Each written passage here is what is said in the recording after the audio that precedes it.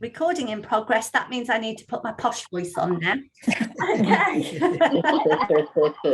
So first of all, I'd just like to say welcome to everybody. Thank you very much for giving up an hour of your evening, especially as it sort of just hits that sweet spot of dinner time, doesn't it? As I've just mentioned, Claire unfortunately can't be with us. She does pass on her hellos and apologies. And she will be in touch with you soon, as soon as she gets back. That does mean that you're stuck with me, I'm afraid. But the very delightful Paula as well, who's kindly offered to come along and support. So the plan for tonight is really for me to give you an update on what's happening with services. So what just touch on what we did last year and what have we actually got planned for 2022 to keep you all fully updated and in the loop. Paul is also going to give an update if we have a chance on the wider sector involvement that we've got. We've certainly been very, very busy at the office, and I know our diary is filling up for the next month or two, but we need to let you guys know what it is that we're actually doing. We hope there'll be a little bit of time for questions, but if not, please do just email me the questions through and I'll make sure that we get back to you, if that's okay. Denise. Sorry, can I just say something? I can hear you twice. Yeah, and me. Could we mute everybody? Oh, yeah. Okay. Everybody could mute if that's okay. Richard. Actually, I might be able to mute you. Can you mute it?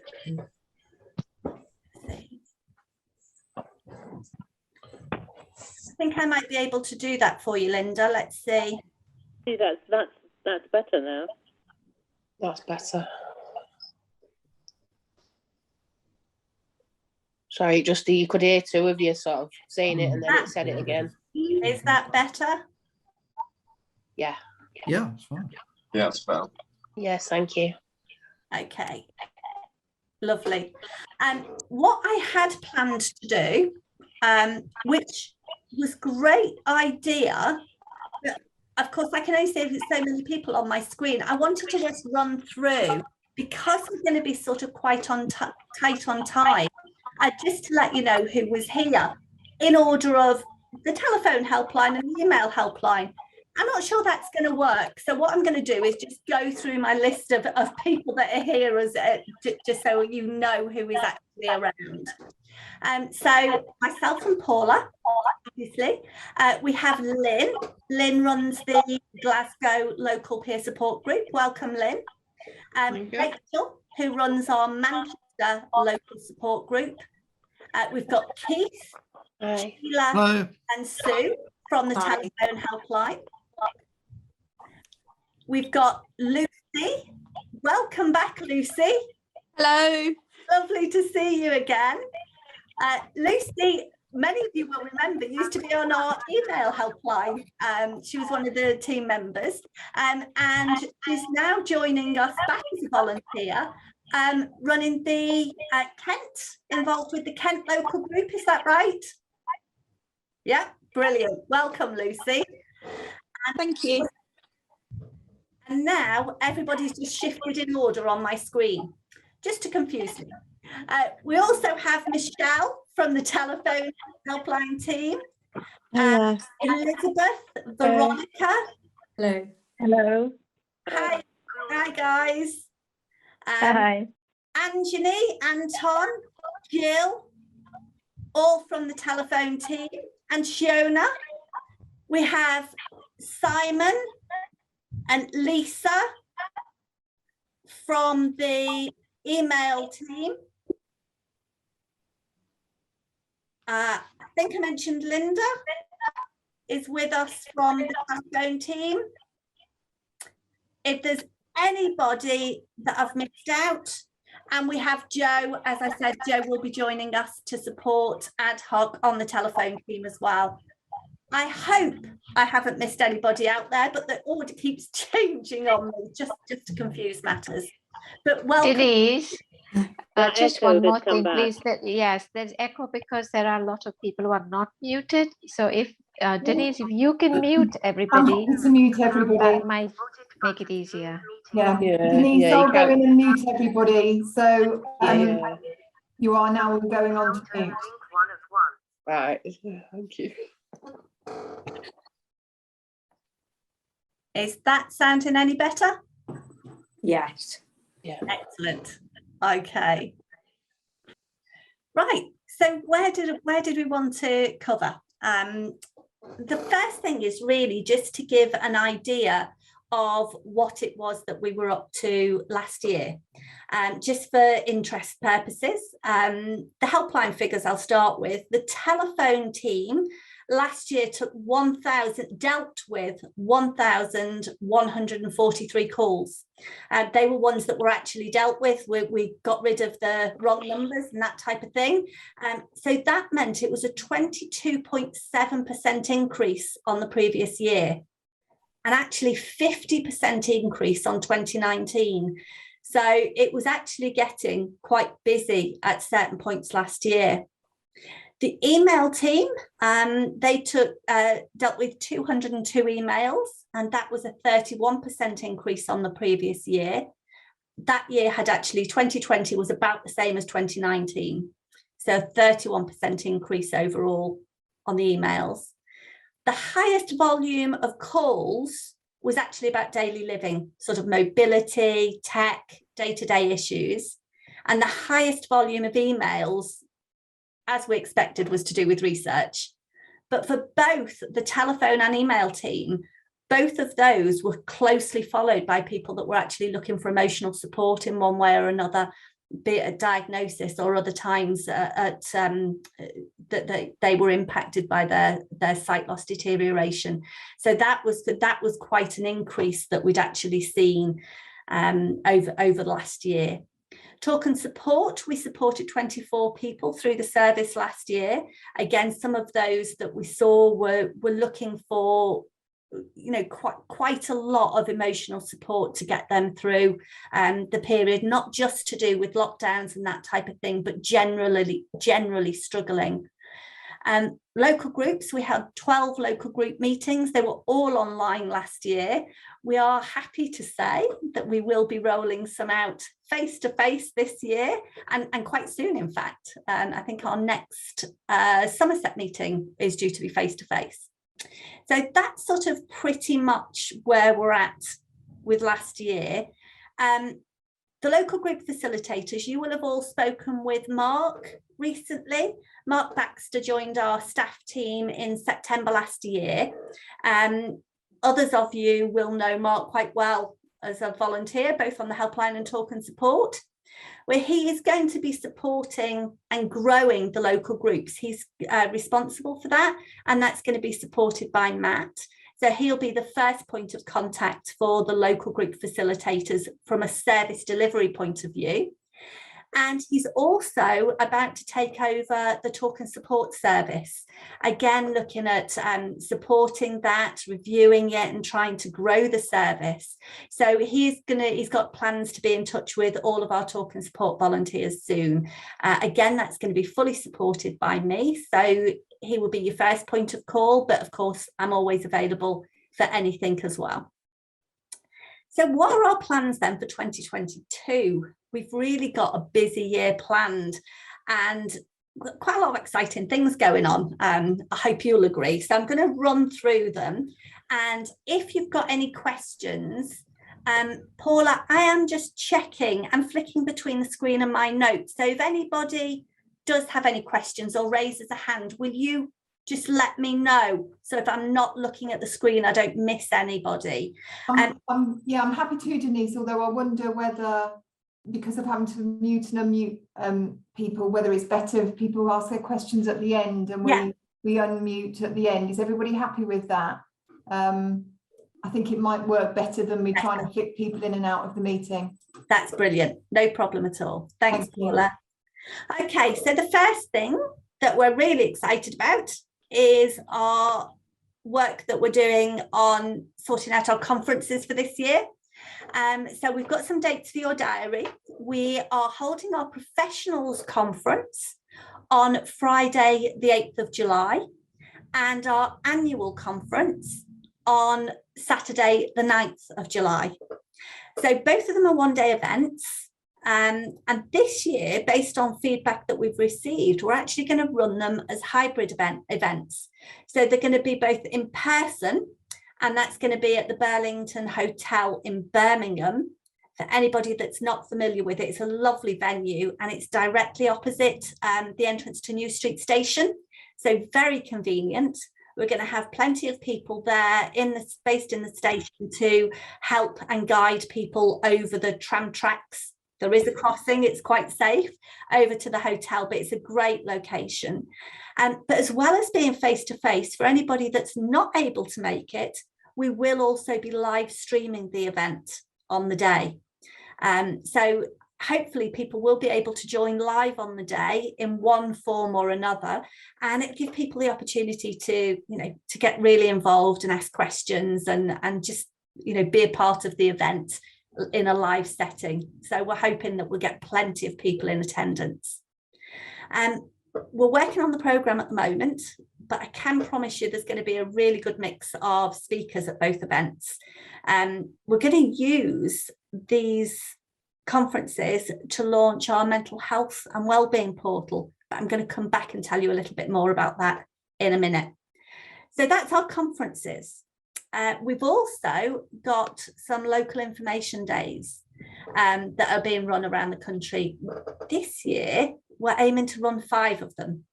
Gluttons for punishment, but we like to push ourselves. The first one is going to be in May. The 18th of May, we are planning to run an information day up in Aberdeen. So we are currently working at pulling together a programme of speakers.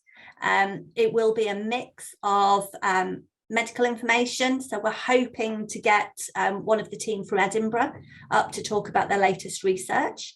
But as well as that, we'll be working closely with North East Sensory Services up in Aberdeen and having, sort of very much about the local services that are actually on offer through NES and other sight loss organisations up there.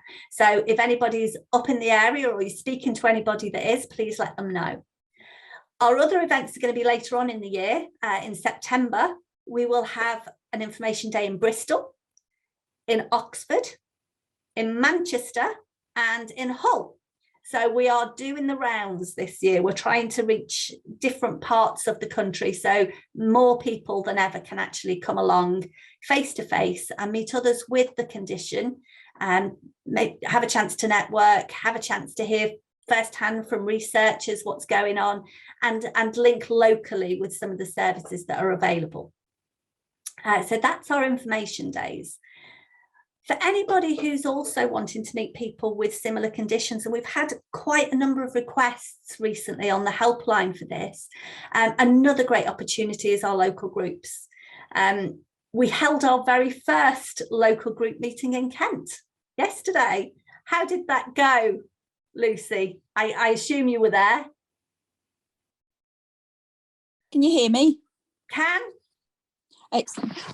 Yes, unfortunately it overran and I had to leave it just after 8 o'clock. But yeah, there was over a dozen people, I think. So, we didn't know if it might just be Mark and me and no one else, and it wasn't. So that was good. Yeah. So Mark could probably feedback better what everyone thought of it and that, because as I say, I had to leave early. Well, not early, but on time.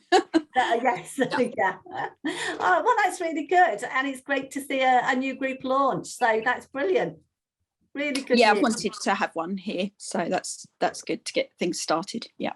That's brilliant. Thanks, Lucy. So other places that we've actually got local groups running, as well as the new one in Kent, we mentioned that we had Rachel with us tonight from the Manchester group. And again, that's a relatively new group that's been set up. It's been running for a few months now. I think it started, was it around October, I think it started.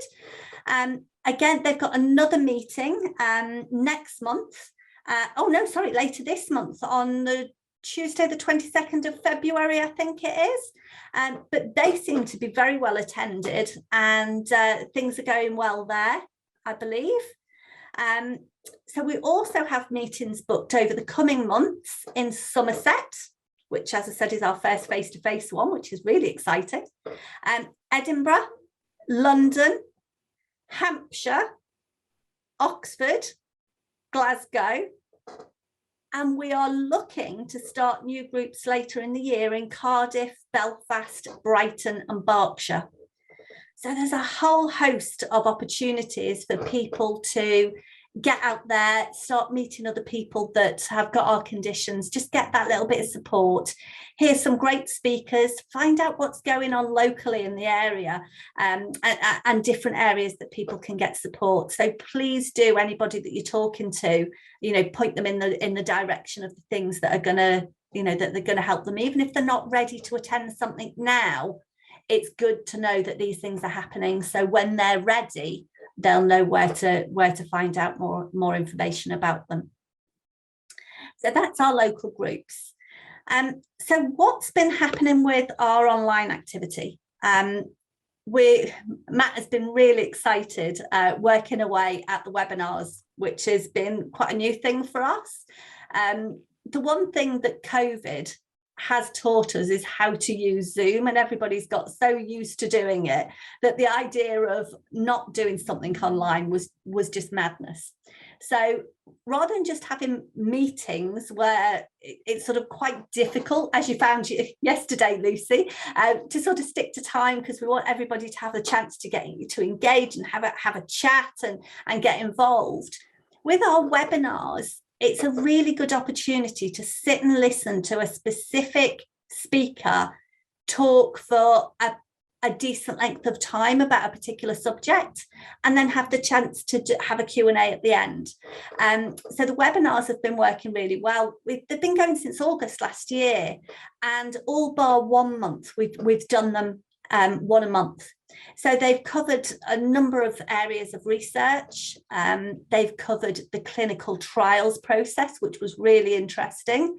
And last month, just a couple of weeks ago, we did one on Charles Bonnet syndrome, and that was really well attended. I'm happy to say by quite a lot of sight loss professionals, as well as members of our community, just wanting to find out more and hear from Professor Fitch about what's happening with visual hallucinations.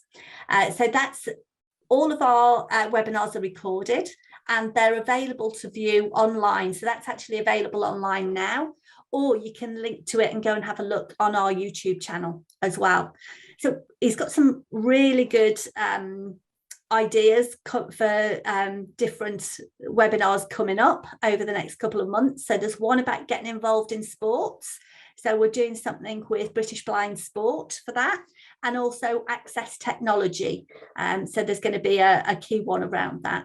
If you guys have got any suggestions or ideas of subject areas that you'd like to have represented, or really good speakers that you can recommend, then let us know, because we're always looking for ideas.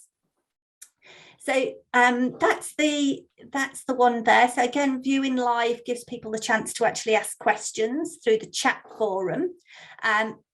But they are available or recorded. So please do, if anybody's, sort of wanting information, then signpost them to the webinars, and also the podcast channels. Some really, really good podcasts that Jane's been doing, and that are also available on there to have a listen to. For example, we did a great podcast with, I think there was one with Georgina Hall, and there was also some interviews she did with the team that run My Eyesight, which is the app that's now available for linking up your medical information with, so you can share that with different specialists. There's also one with Jake, who was the first person to have the Luxturna treatment. So some really interesting topics on there if you go back and have a look. We've also been asked by a number of places to get involved and do online events. So later this month, I'm going to be taking part in a workshop that's being run by Bassen-Vision. That's the organisation supporting ethnic communities with sight loss. And we know that there's a higher prevalence of our conditions with some ethnic communities, but that's not really reflected in the number of people that are engaging with us and seeking support. So the workshop is specifically about inherited retinal dystrophies, and we've got Professor James Bainbridge, who is going to be talking about the different conditions that sit under the IRD umbrella, providing an update on research. And I'm going to be speaking about the work we do and the support that Retina UK can offer to that group. One of the things that I was quite keen to work through with Bhavini, who sits on the she's chair of that organisation, was how we manage with any language barriers. And we've got a number of ways that we can work. So we've got a number of people on our own volunteering team that speak different languages. I know, Anjani, you do, and we have someone on our talk and support who does as well. If the people are wanting to speak in a particular language, what they're going to do is put my teeth in. They're going to get in touch with Bassen-Vision directly and explain what language they need to converse with somebody in. If we've got one of our own team that is able to do that, that's brilliant. We can just arrange for a call with that particular person. If that's not possible, but Bassen-Vision have somebody that is able to speak a particular language, they will actually act as interpreter for us. So that again can work quite well. If the outside chance that they don't have anybody that speaks a particular language, we do have Language Line, that is a service that we can link into. It's just a pay-as-you-go service, and we can actually dial them into the conversation that we're having, so they can actually act as translator, and they speak, oh God, there's hundreds of languages to choose from, so there shouldn't be any problem with any language barriers there.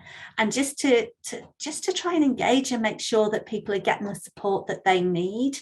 I hate to think that there's a community out there that's living with our conditions, and we understand the day-to-day issues that go around that, but they're not reaching out, they're not getting support from anybody because they don't know where to turn. And if they do hear about something, they worry and struggle about, sort of how they're actually going to be understood. So we want to make sure that we're breaking down those barriers and reaching out to people so everybody can get the support that they need when they need it. Denise, can I just say that I believe Bhavini has joined the meeting since we started. So I don't know if Bhavini, if there's anything you want to add to that. No, Denise, you've done a fab job. Hi, everyone. The only thing I would add, the workshop we've got on the 24th of February at 7 p.m, which is understanding your diagnosis of retinitis pigmentosa, also understanding what other eye conditions fall under the term of retinal dystrophy, because I'm sure many of you, but I certainly speak to people that don't realize that actually Retina UK is there for them, because they don't think that their eye condition falls under, is the classic RP, retinitis pigmentosa. If they have anything else, they don't. So it's really breaking that stereotype down. And also we'll be talking about genetics. But I just want to add, if we are going to be translating Professor Bainbridge and Denise, your presentation in Hindi or Gujarati, depending on what the request is and what's sourced more. And also Sam Latif, one of our volunteers, she'll be sharing her lived experience talk. Sorry, so yeah, no, please continue. You did a fab job, Denise. Thanks, Bhavini, and welcome. Thank you. Good to see you here. Okay, yeah, and I think it's true across the board for any of our activity that we're doing. We really want to reach as diverse an audience as we possibly can. It's important that people out there are able to access support, and that is, whether they're from ethnic minority groups, whether one of the things I found recently with the work that we've been doing, making sure that we are, fully accessible to people with Usher syndrome, no matter what their hearing is like. It's thinking about all of these things and making sure that we have things in place that people are able to get the support that they want and need. So we are also getting out. Denise, I'm sorry to interrupt. I think Lynn's waiting to ask a question. Are you able to unmute? Hi, Lynn. Lynn, you'll need to just unmute you. Is that better? I was thinking about the eye clinic liaison officers at the hospitals when the patients get diagnosed. Do they have like up-to-date information about Retina UK and police, get signposted to Retina? They do. Yeah, so what we did, there's a couple of ways that we engage with our professional colleagues, including ECLOs and QTVIs and all of them. So there's a number of different ways that we engage with them. One thing that we did is when the helpline number changed, it was a great opportunity for us to actually get new posters done, the leaflets were redone, our helpline cards, and we did a big mail out to all of the eye clinics, every single eye clinic in the UK, with our information, with posters, with leaflets, all the information that they should need. So all of that went out to all of the eye clinics, so they should all be aware of us. We also engage with them. We get to meet an awful lot of them at the Sight Village events, and we will be exhibiting at Sight Village events this year. We're not doing Exeter is the only one we're not going to, but Birmingham, London and Leeds, I think we are, and we get to meet an awful lot of them there. One of the things we have done is got as many as possible to sign up to our professionals e-bulletin. So the way you guys get the e-newsletter monthly, well, we do a one that's aimed specifically for professionals, that goes out a few times a year. So it goes out 4 or 5 times a year, and that is all the information that they may need. And again, it's absolutely banging the drum, keeping us front of their thoughts when they're talking to people. Make sure you're thinking about us and passing on our details to them. And we make sure that if they're running low on supplies, we tell them to get in touch and we'll get new stuff out, all of that information. And of course, we have our professionals conference as well, that we try to encourage as many of them as possible to come to. Feedback on those have been absolutely brilliant when we've done them. But one thing we found is that, of course, not everybody is able to travel the breadth of the country to get to them. So this year, we're hoping that more of them get involved because they'll have the chance to do that through the live streaming. So there's lots of opportunities that we take to make sure that we are engaging with the ECLOs and all of the other sight loss professionals that actually support our community. Okay, that's great. Thanks. Okay. Thank you. Great. Okay, and that leads us. So I mentioned about Sight Village there and the exhibiting that we're going to do, but that also leads me into the another big area of activity that has been going on the charity, and that's our survey. So back in 2019, I'm sure most of you will remember that we did our sight loss survey, and we had just under 1,000 people providing us with some brilliant insight into, living with our conditions. And we were able to use that information to shape our activity over the last couple of years. There were lots of opportunities to use the information we gleaned.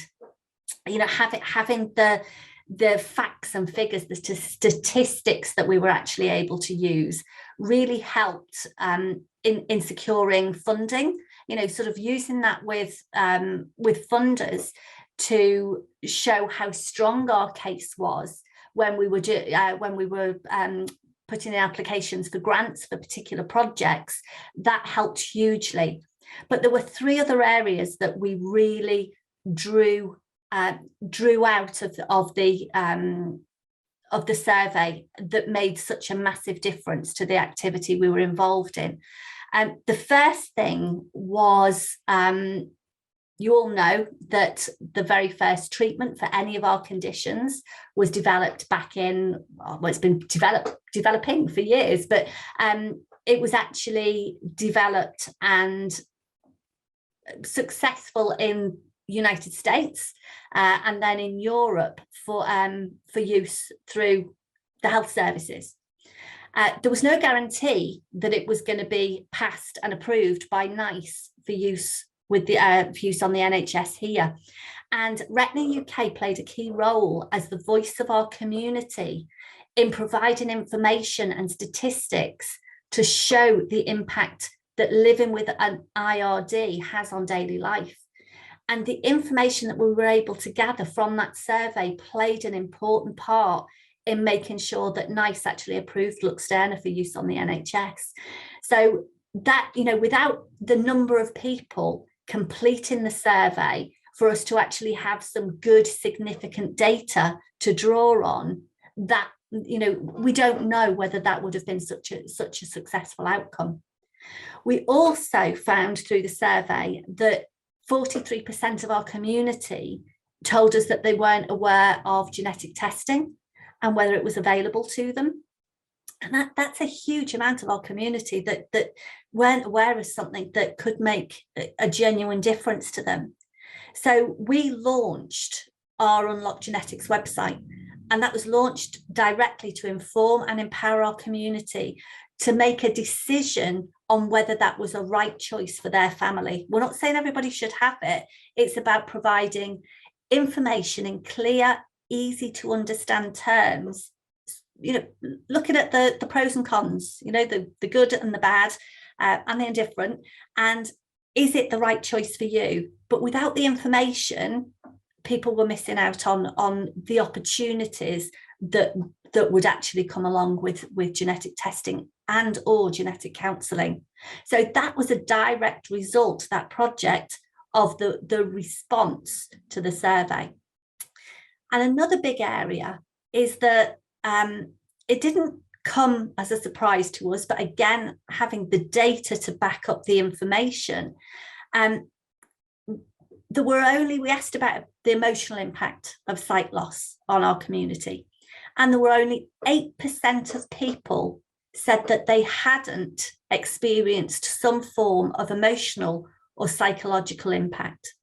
Like I say, it wasn't a big surprise to us, but this meant we had the data to be able to act upon it. It meant that we were able to go to funders and have our projects that we're working on fully funded.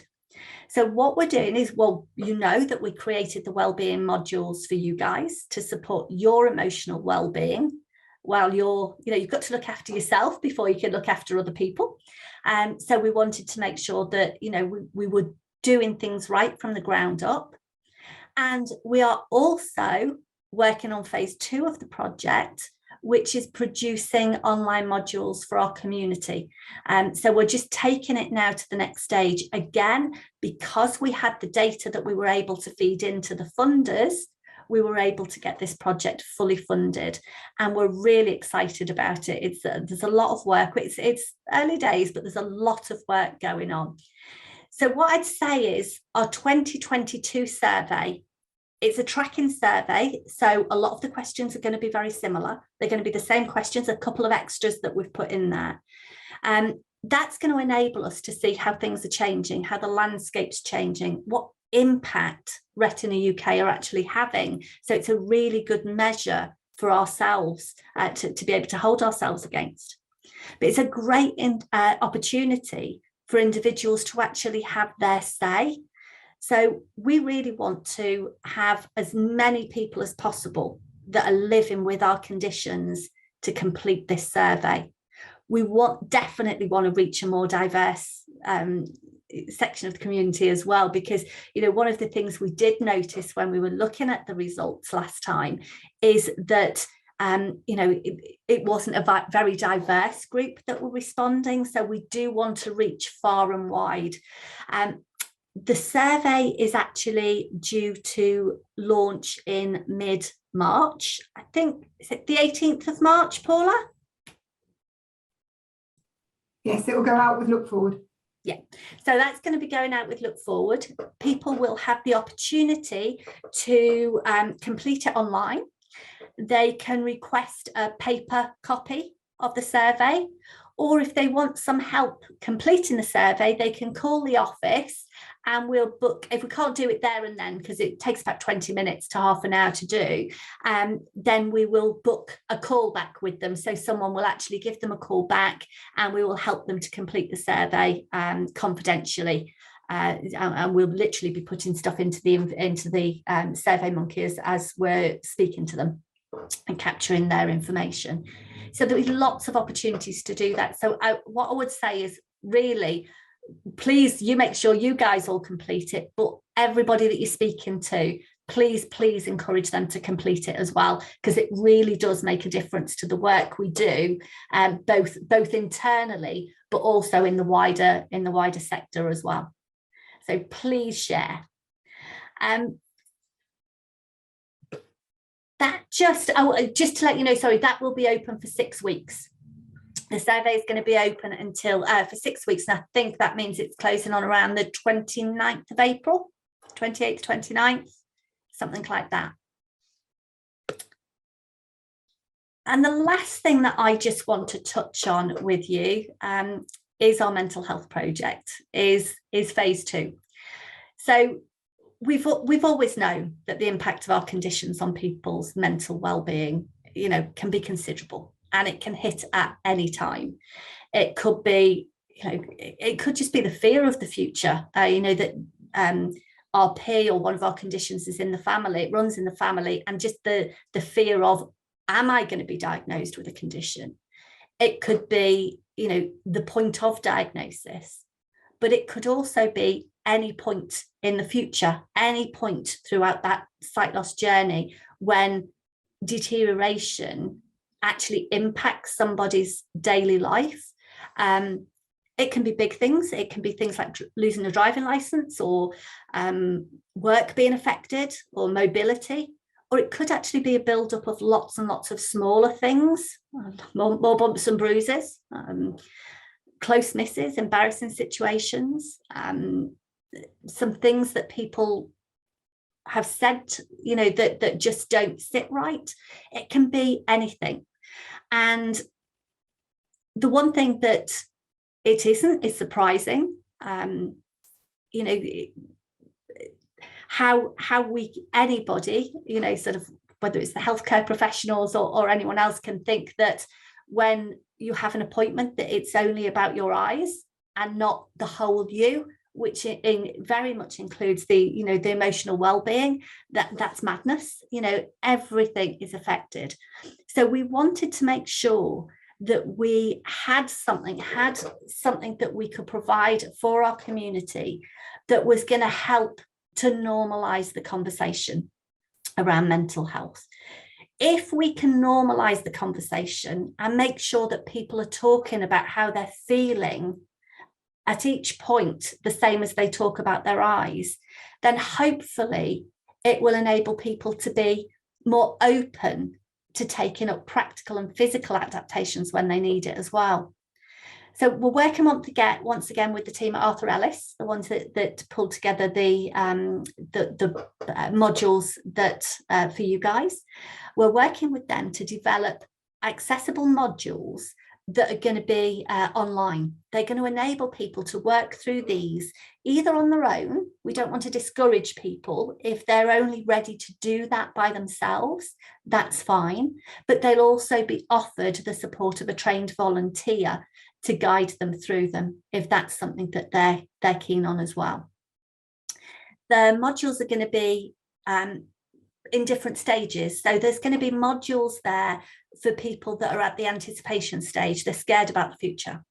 There are going to be modules for people that are experiencing a change in their circumstances right now, and they need help and support, both practical and emotional, through that. And there's also going to be modules for friends and family on how best to support somebody. And what we did is, as we always try to do, we always strive to do, is we've involved community at very early stages of the project. Now, I know, you know, Arthur Ellis, they spoke to a number of you guys when they were producing the materials for yourselves, and we got loads of great material from you, lots of insight from you. And we also ran 3 focus groups just a couple of weeks ago with members of our community, separated into those 3 areas to see what were the key themes that were coming through, were the things that overlapped, what were the things that were really important to people that we make sure that we include when we're pulling this material together. John was blown away by the information that we got, the insight that he received, and he's gone away with those scripts now to start actually pulling together with the psychological team over at Arthur Ellis the material that is actually going to be produced. But we always like to try and get the support of an expert as well, and we have managed to get the support of, I don't know whether you've heard this name before, but Dr. Marie Thurston. She is a senior lecturer in counselling at Abertay University up in Scotland. She also happens to have RP. But Paula and I had a meeting with her a couple of weeks ago and explained a little bit about what we're doing, what the project aims to do, and how we're actually approaching it. And she was really impressed and very keen to be to support the project, get involved where we needed to, and certainly, you know, sort of shout about it and help spread the word afterwards. So that was really, really encouraging. So like I say, it's quite early stages, but we are hoping to, well, we certainly be involving community in accessibility testing, and we are hoping to launch at the conference in July. Well, no, we're not hoping to, we will be launching at the conference in July. So the plan is that when we get together for the training weekend in June, that we'll have lots more information. We'll be virtually there, and we'll be able to give you a much broader overview and show you sort of what it looks like, so you have the inside knowledge going into you know, before it's actually launched. So that's sort of pretty much where we are with that. Anything you'd like to add on that, Paula? No, I don't think so, Denise. So that's sort of a whistle-stop taster of the things, the activity that we're actually involved in at the moment. As well, obviously, always here to support you guys in the roles that you're doing as well, and, you know, happy to do so. So if there's anything that you have, do let us know. Don't struggle with anything. That is our activity. But what we wanted to do is also for Paula to just touch on some of the wider sector involvement and show you how RET in the UK are actually getting involved in some things sort of on a wider basis. Paula, do you want to just fill us on a couple of points? Happy to. So thank you, Denise. And for anybody who haven't met or spoken to, I'm Paula McGrath, Director of Development at RET in the UK. I just wanted to make you aware of some of the activities, Denise says, that we do that's sort of external to what we're delivering ourselves, but really important insofar as raising awareness of inherited retinal dystrophies, and also raising the profile of the charity and the work that we do. And what we're seeing is we're being asked more and more often to get involved in external activity. More people are coming to us to ask us to share our views. And obviously what we're really doing when we do that is we're sharing the views and experiences of our community. And as Denise touched on earlier, quite often that comes through from the surveys and other focus groups and activities that we undertake. Some of you may know that there is a new partnership in the sector called the VI Charity Sector Partnership. We sit on that group along with the RNIB, Guide Dogs, Macular Society, TPT, Blind Veterans and Glaucoma. So a number of sort of key players in the sector. The work there has increased significantly over the past 2 years, and I think I can genuinely say that we're working much more collaboratively as a sector, which absolutely has to be a good thing. I think we recognise there are times where we very much need to be Retina UK, and there are times when actually we can make a bigger difference and our voice is stronger by working with other colleagues in the sector. So just to give you an idea of some of the work that comes out of that group, there is a crisis response group. We sit on all of these. There is a crisis response group, and basically we now have an action plan that, heaven forbid, should we be in the situation again of a pandemic or another significant activity that would have an impact on all of our lives, we would work very quickly with sector colleagues to put things in place to ensure that our communities could get their shopping, etc., and could get healthcare. So there's a particular plan around crisis response. There are work streams around technology, campaigning and awareness raising, mental health, and also the plan is to develop an insight hub. And that would be somewhere where those 7 organisations that sit on the group would collectively save any data and insight that they have to create a hub. So if we're looking for information, we're actually sharing the information that each of our organisations hold, the insight that we hold with each other. So that will become a really valuable database. And as Denise mentioned earlier, just to stress that when we are working with potential funders, whether they're trusts, corporates, maybe those in the pharmaceutical industry, what they want from us is data. They want the numbers. They want to know why they should be giving us money and the difference that that will make. So I can't underestimate the importance of us being able to provide this evidence. And the more closely we work with colleagues, the better. Our expertise is obviously around inherited retinal dystrophies, but we need to look at the bigger picture as well. Just a couple of specific things we've been involved in, and we were approached by NHS England and NHS Improvement for a case study for a resource that they were working on. So we were able to put them in touch with Jake, the first Luxturna patient. We do now have a presence on NHS Futures, which is the information and knowledge platform for health and social care professionals. So if they look upon their platform that they access at work, any of our conditions, they will now come across Retina UK. So to Lynn's point earlier, how do we reach professionals? That makes a significant difference for us. It also actually helps us by having a link on that site. It raises our profile on the likes of when you do a Google search, you're more likely to come across us. Denise did a fantastic job recently on a Novartis webinar. So the pharmaceutical company approached us, asking whether somebody would be able to attend and present at that online event. And there were 77 professionals on that. So again, you can see how by getting our voice heard, getting our community's voice heard, we can reach far more people. Kate Arkle, as many of you, if not all of you, will know Kate, our research manager. She presented at Sight Loss in Your Genome. That was an event organised by Genomics England, again, for health and social care professionals. And Denise talked earlier about our work with NICE to help those decision makers understand the impact of inherited sight loss. We were recently approached by the Genetic Alliance UK. It's the first time we've had an Ask Direct from them, and they wanted our input into the HFEA process for approving a new gene for pre-implantation genetic testing, and that was for the gene RP9. It's the first time we've been asked, and again, it was a really good opportunity for us to be approached and to put forward the views and experiences of our community about what it's like to live with inherited sight loss. I anticipate we may have more approaches from them as more people step forward asking their genes to be considered for pre-implantation genetic testing. Denise has already mentioned the Bain Vision event. I'll just mention that we are doing some work with Visionary at the moment. This is the umbrella organisation for local sight loss organisations, and we are going to do a webinar for them detailing some specific conditions that we represent, and that will be available for all Visionary members, so those local sight loss organisations, to better understand inherited sight loss conditions.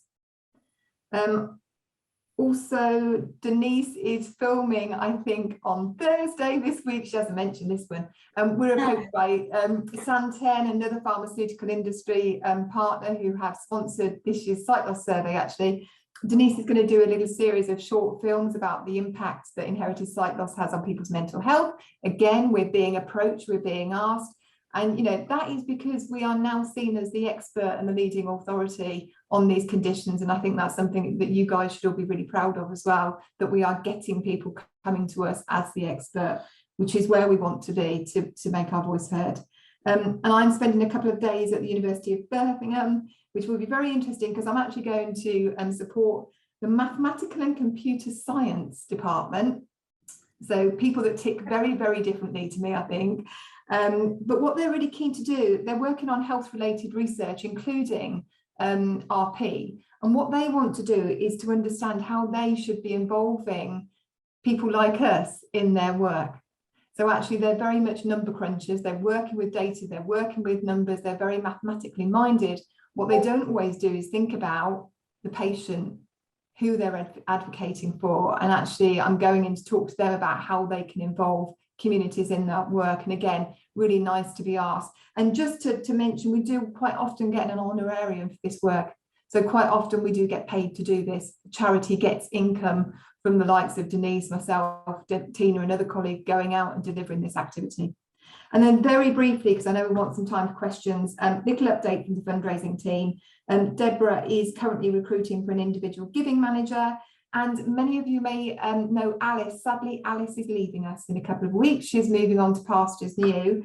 So we will be recruiting for a new trust and major gifts officer to try and fill Alice's shoes, although that will be a challenging task for them.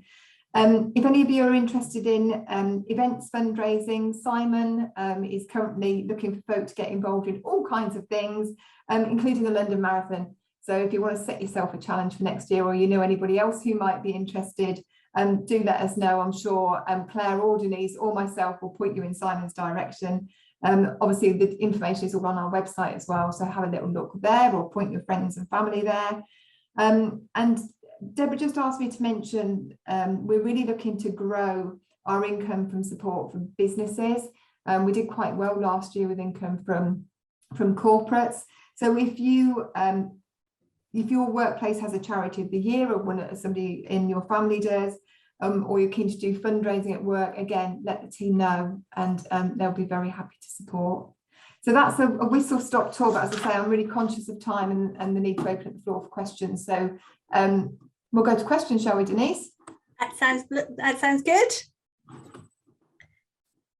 Does anybody have any questions?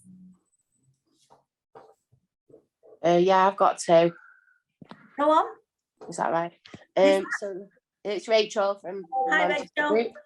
Group. One, do you have a date for the Manchester Information Day? I do have a provisional date. Bear with me. I think it's the 27th of Manchester. It is September the 27th. Okay, that's good to know. And then the two other questions that I suppose interlink is with my other head on as a trustee for Bardet-Biedl syndrome, which is an IRD. Yeah. You said you do what's it called, briefing for professionals. Yeah. Is there a way of, I think we probably will already be on it, but way of getting more information around to our trustees on what you're doing for professionals? Absolutely. And linking into the conference that you're doing on the 8th of July, I think you said? The 8th is professionals, yeah. Yeah, so maybe we can link in with that, just with us having a board. I sit on the board of trustees for BBS. And then my other question, sorry to ask so many, was, Paula, you just mentioned about, was it 7 different charities that sit on VI something? Can you just tell me what that is again? Sorry. Yeah, so it's the VI Charity Sector Partnership. And at the moment, it is limited to those 7 organisations, the founding organisations. I wouldn't be surprised if there's not a discussion about whether they broaden that membership and how others can get involved, if that may be the reason you're asking. Yeah, that is the reason why I'm asking. Sorry, my BBS head is, because I'll say I'm a trustee on Bardet-Biedl syndrome, and I know before Denise has had people come through the helpline that do have BBS, with it being an inherited dystrophy, and it's just more that I'm sort of being the volunteer for retina here, but also being my volunteer trustee head on for BBS as well. So yeah, we have a meeting. There's a chief execs meeting that I'm attending on Monday, actually, of the sector group, and I think they're discussing membership. So if there's anything useful to share, I'm very happy to do so. I'm not sure whether they'll open it up more widely yet, but I'll certainly let you know if they do. Paula, can I come in? It's Pavini. Yeah, hi Pavini. Hi Rachel, I just wanted to find, are you a member of Visionary? Don't know if we are or not. You've got me on that one. I'm not sure. I'd have to check. Me, as in me myself, or BBS? BBS. I don't know. I'd have to check. I'd be surprised, only because BBS is also a national charity as opposed to a local one. Oh, is it national? Sorry, I thought it was local. Sorry. Yeah, we're a UK charity. Yeah, so I doubt they would be. Okay, because then I was going to say, because then local societies fall under the umbrella of Visionary, and that's how those smaller organizations get represented. So I'll let Paula continue with whatever she was going to say.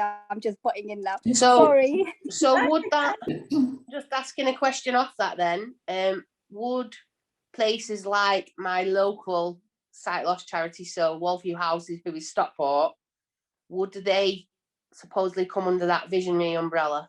Yes, I was on a meeting with them today. Yes, they would. Right, okay. Visionary, actually, Bavini, it is still relevant because Visionary does have its national partners. Yeah. Yeah, it does. So Rachel, how about I put you in touch with somebody at Visionary, and you can explore whether there's an opportunity to be involved. Yeah, we might already be involved, but I'm not sure. So that's why I just heard when you said the 7 organisations which popped up with guide dogs, RNID, yourselves. Yeah.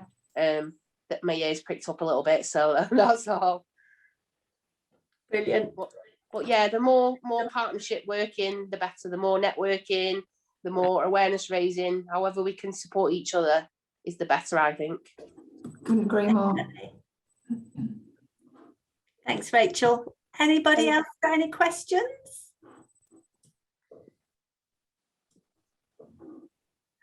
Denise, it's Lisa. I just wondered. Hiya, did you have a date? I know someone asked about Manchester, the information day. Did you have one for Bristol yet? I do. The provisional date is the 13th of September. Brilliant. Okay, I just want to get things in my diary so I don't double book. Does that mean your first name down then, Lisa? So yeah, diary. I definitely tried to. Yeah. Brilliant. Cool. That's what we like to see. Yeah. No, it's good. It's good that you've got it. Yours is the Manchester one is the week after Leeds Sight Village, so that's good to know. Yeah. It'll be road trips through September. Yeah. I think we're going to be out on the road quite a bit, I think. Keep us out of trouble. Anyone else? I have a very newbie question. Okay. So you said about the survey. Are we sort of allowed to share the link as widely as we want, put it on Twitter, things like that? Or is there restrictions on where we should share it? I would say, Paula, share far and wide, please. Yeah, certainly no restrictions. I mean, as far as those who can take part is concerned, it is limited though to those living with an inherited sight loss condition. Parents of children affected by the conditions are welcome to fill it in, and it is clear on the survey as to from what perspective they do so, if it's a parent. But no, please do, we're really keen. We're confident we'll get a good response from within our own community, but we're really keen to reach out to others, particularly younger people as well. I know Denise was talking earlier about diversity, and we're really keen to hear the voices of younger people. It's so important. So yes, please do share far and wide, and we'll give some guidance on how best to do that and some information to support with that as well when we go out with the communications plan in March. Okay, thank you. Brilliant, Lucy, thank you. Anyone else? Can I just ask, sorry, one more question? It's Rachel again. Okay. Your information days, will you be wanting like volunteer support at those, or how are they? Definitely, Rachel. Yeah. Yeah, what we normally do is we work very closely with Claire and with local sight loss organisations to we sort of, depending on numbers that we've got coming through, we're normally looking for a number of volunteers to come and help with guiding, sort of just people, certainly for yourself, obviously, if anybody's asking about the local group, because we'll be talking about it, we'll be encouraging people to get involved in the local group, sort of during our talks. So if they can then come and have a chat to you, sort of as the group facilitator, that would be absolutely brilliant. So yeah, absolutely, sort of having a few volunteers always makes the day run much more smoothly. If we have sort of members of our volunteer team there as well, if we've got anybody interested in volunteering or want to know more about our services, to come and speak directly to you guys, as well as only hearing from us as staff, it makes a big difference. It brings the services to life.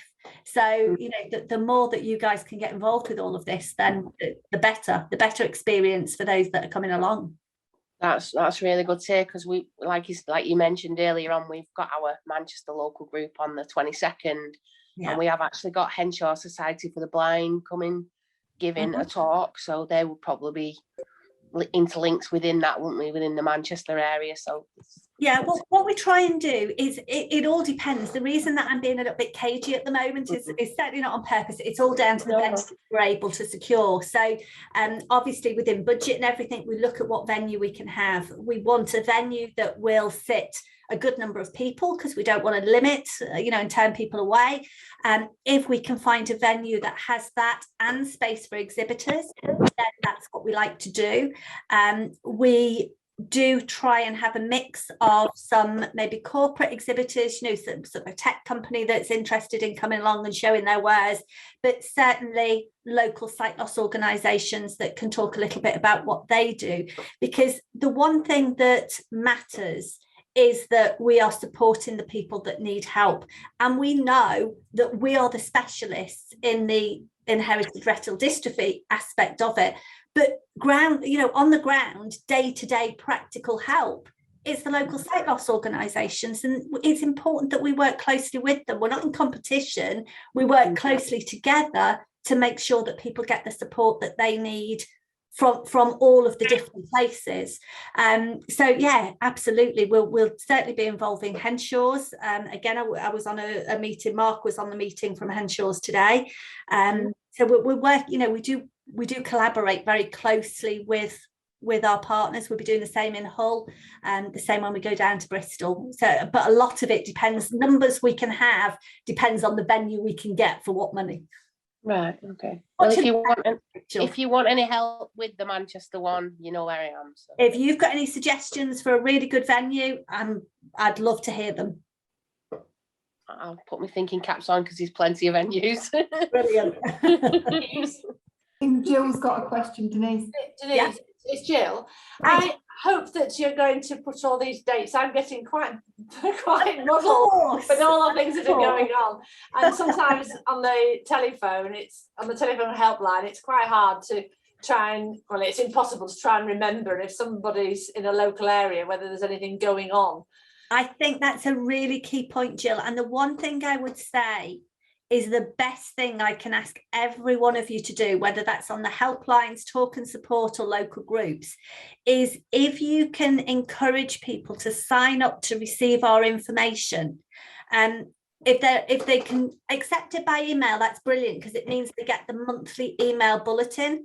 That means that all of our information days or our events, anything, and other activity that's happening within charity, and any specialist news that comes out, they'll get to hear about it. Because if people are just if we're relying on people just going to the website, chances are they'll go once, twice, but they won't know when something's coming up that might have been really helpful to them. Whereas if they've signed up to Look Forward and the e-news, then they're going to hear about it. We're going to make sure that they know about it. We also send out specific invites for our information days on a postcode basis. So we do a radius around sort of where can people actually travel from. And that's how we do it, sort of on a postcode basis. So we make sure those people are fully kept up to date with what's happening in their local area. So the one thing I would ask is if you can get people to sign up to those, they're going to know about it. I will get the dates out. If you can remember, I think there's something happening there, then just say to them, if you give me your details, I can get someone to send you the information. You're not an encyclopedia, you're not going to remember it all. Even I had to check the dates. I had to double check the dates, and I've been working on it, writing this up. Can I just say, if you want to, the easiest way to offer people the opportunity to sign up is if they just go to the homepage of the website. There's a button on there that says sign up to our newsletter. All they've got to do is click that. We don't ask lots of information. We don't ask lots of questions at that point. We want their email address and their name, really, and whether or not they live with a condition. Anything else they can choose to tell us later. But if they do that, as soon as the next newsletter comes out or Look Forward, they're going to receive it. So yeah, it's a really simple step for them to take that will mean that we can be at their side if they need us at any point. Thank you.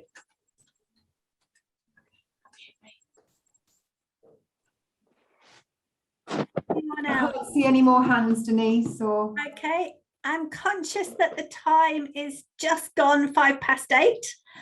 So I've overrun by a few minutes. I don't know about anybody else's tummy, but mine's starting to growl a little. And I think Claire normally offers you the opportunity, if anybody does want to stay and chat with each other. If there is anybody that wants to do that, shout up and I can make you a co-host.